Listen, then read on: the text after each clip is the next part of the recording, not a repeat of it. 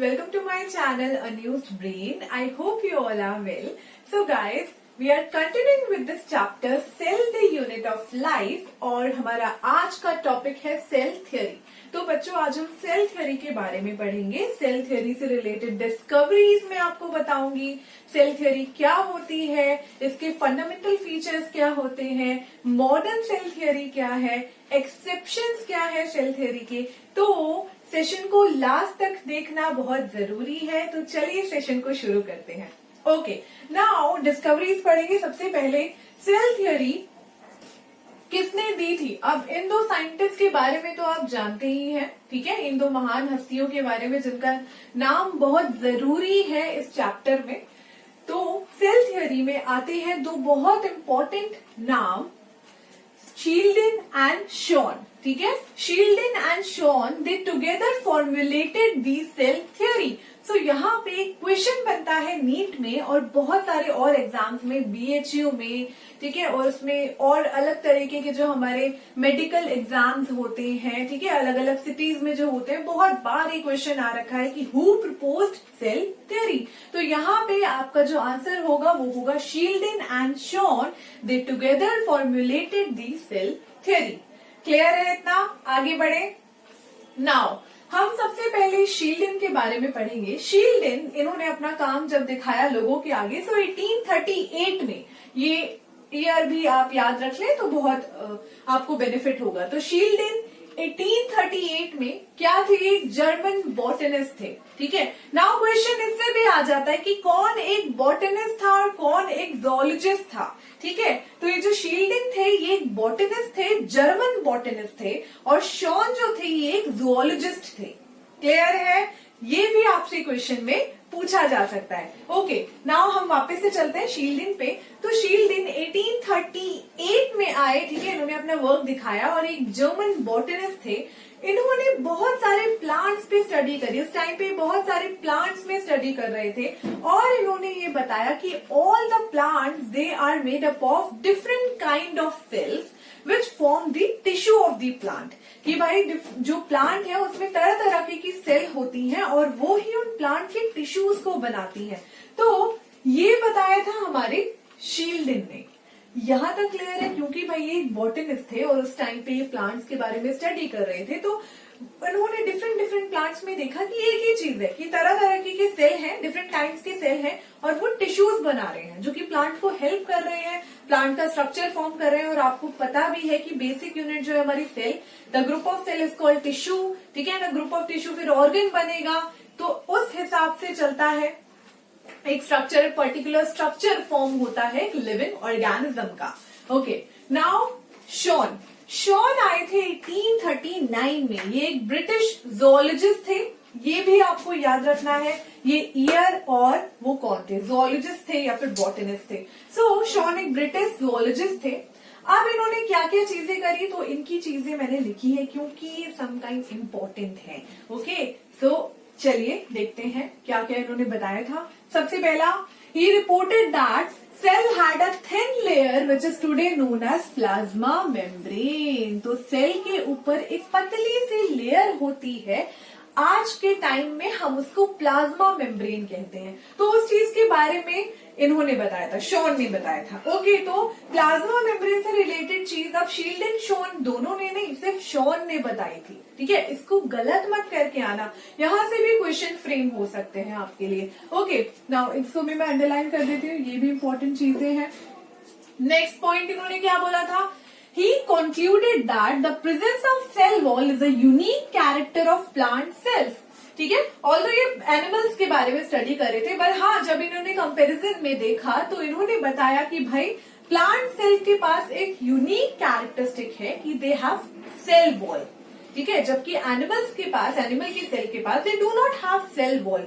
तो ये इन्होंने बताया presence of cell wall is a unique character of plant cells. Next point, He also proposed a hypothesis। इन्होंने एक हाइपोथेसिस भी दिया था। ये सारी आपकी एनसीईआरटी की लाइन्स हैं, इससे बाहर कुछ भी नहीं है। यही आपको करके जाना है अपने एग्जाम में। आप बोर्ड सीबीएसई के एग्जाम दे रहे हो या नीट के एग्जाम दे रहे हो, कोई भी और एग्जाम दे रहे हो, ये बहुत इंपॉर्टेंट है। ओके, चलो, तो ही proposed a hypothesis: the bodies of animals and plants are composed of cells and product of cells.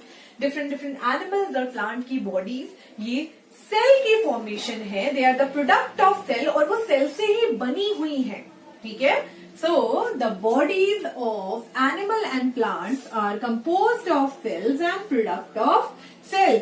ये वाला जो हाइपोथेसिस है ये अकेले शॉन ने दिया था, शील्डिन ने नहीं, तो यहाँ पे शॉन का नाम आएगा। गलती से भी यहाँ शील्डिन शॉन मत करके आना, ये सिर्फ ये वाला शॉन ने दिया था, ओके। कि the bodies of animals and plant are composed of cells and product of cells. Next, Rudolf Virchow. भाई रेडोल्फ विर्चू का नाम भी बहुत फेमस है, इन्होंने भी ओमनी सेल्यूला ई सेल्यूला बताया था। क्या है ये? 1855, ईयर को याद रखना इंपॉर्टेंट है। तो रेडोल्फ विर्चू ने क्या एक्सप्लेन किया था? इन्होंने बताया था कि भाई सेल जो है वो डिवाइड करते हैं, और सेल कैसे डिवाइड करते हैं कि new cells are formed from pre existing cell, और इसके लिए एक टर्म भी दी गई थी, ओमनी सेल्यूला ई सेल्यूला। ये इन्होंने बोला था कि जो न्यूली फॉर्म्ड सेल्स हैं वो अपने पुराने सेल से ही बनते हैं। Okay, so new cells are formed from pre-existing cell, omni cellula e cellula.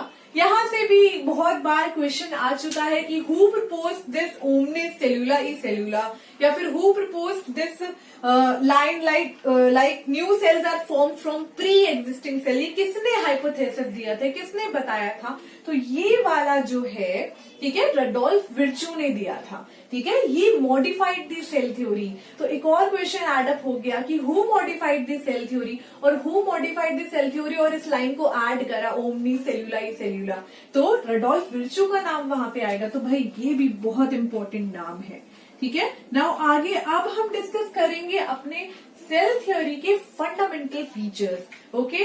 तो ये आपको आई होप समझ आ गया होगा। चलिए अब बात करते हैं सेल थ्योरी के फंडामेंटल फीचर्स के बारे में।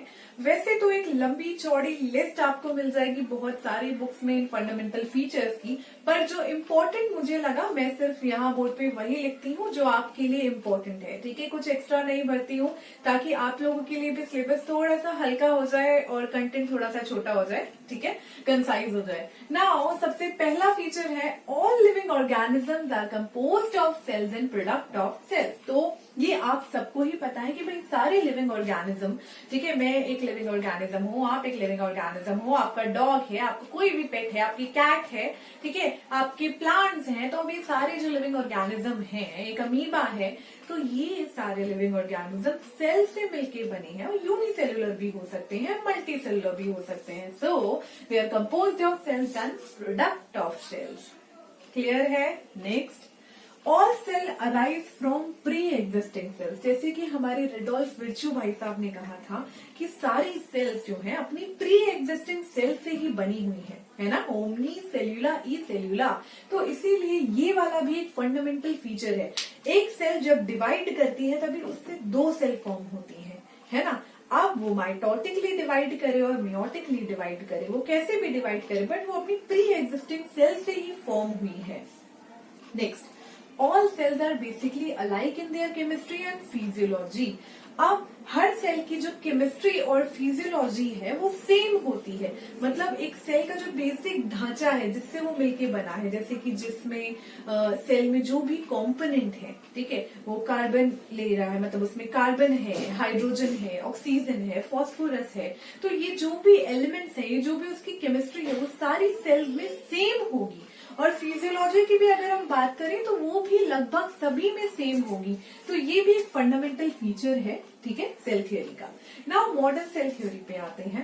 पहला point, all cellular organisms are made up of one or more cells. सारे सेल्यूलर ऑर्गेनिजम्स जो हैं वो एक या एक से ज्यादा सेल से मिलकर बने हैं। Next point, The cell is the structural and the functional unit of life।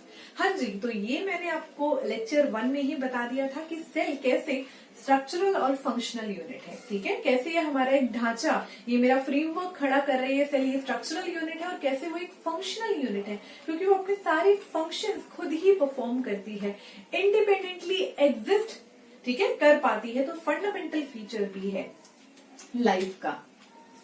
Next, all cell arise from pre existing cell by division. तो अगेन ओमनी सेल्यूला सेल्यूला वाली बात है कि सारी सेल अपनी प्री एग्जिस्टिंग सेल से अराइज होती है। Next point, energy flows occur within cell. Cell के अंदर एनर्जी फ्लो होता है कैसे?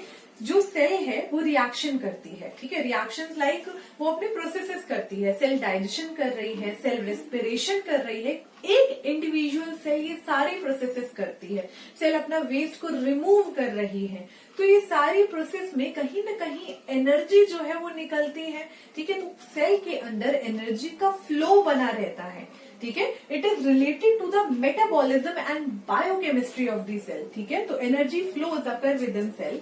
Next, cell contain hereditary information DNA deoxyribonucleic acid which is passed from cell to cell.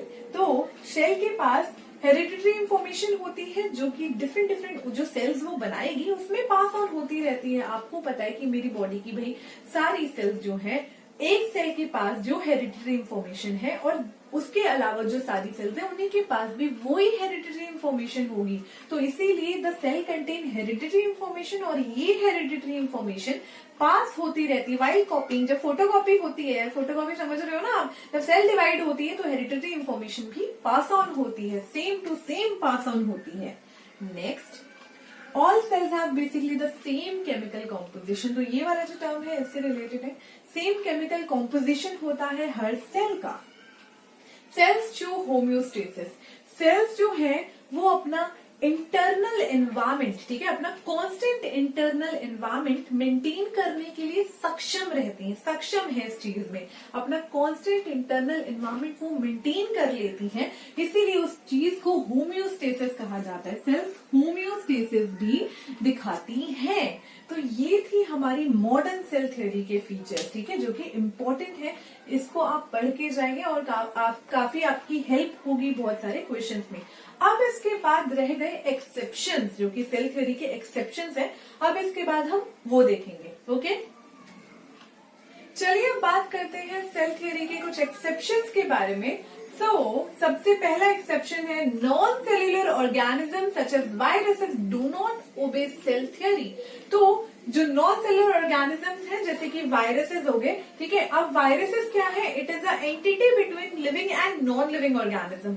जब ये किसी भी होस्ट में घुस जाते हैं तो उसकी मशीनरी को टेक ओवर कर लेते हैं और वहां पे ये लिविंग बिहेव करते हैं। जब ये एनवायरमेंट में होते हैं तो ये नॉन लिविंग बिहेव करते हैं। तो यहाँ पे ये नॉन सेल्यूलर ऑर्गेनिजम्स होते हैं क्योंकि इनके पास खुद की सेल्यूलर मशीनरी नहीं होती है और इसीलिए सेल थ्योरी को ओबे नहीं करते हैं। ये एक्सेप्शंस है। In some organisms, body is not differentiated into cells and they have many nuclei, numerous nuclei. और उनमें जो एग्जाम्पल है वो है राइजोपस। ओके, तो मैं एक बार लिख देती हूँ। The example is Rhizopus. Rhizopus के केस में ऐसा होता है कि बहुत सारे, ठीक है, न्यूक्लियाई वहां प्रेजेंट होते हैं, ठीक है। तो कुछ ऑर्गेनिज्म में बॉडी में सेल्स नहीं होते, सेल्स में बॉडी डिफरेंशिएटेड नहीं है बट कंटेन मेनी न्यूक्लियाई। तो राइजोपस के केस में ऐसा होता है, तो ये सेल थ्योरी को ओबे नहीं करते हैं। Next, bacteria. बैक्टीरिया के केस में भी कोई कुछ झोल है भाई, देख लीजिए। जैसे they do not possess a nucleus, है ना, एक पर्टिकुलर न्यूक्लियस इनके पास नहीं है, न्यूक्लियर मेम्ब्रेन इनके पास नहीं है और बहुत सारे ऑर्गेनेलीज भी इनके पास नहीं है। तो ये भी सेल थ्योरी को ओबे नहीं करते हैं।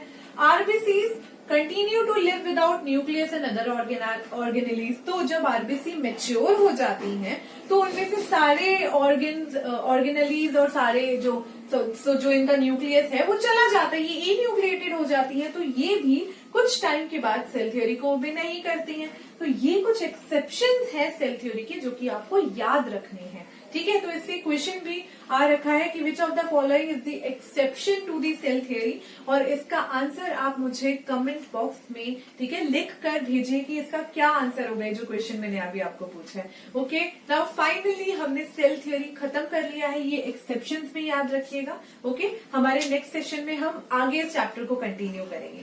Thank you.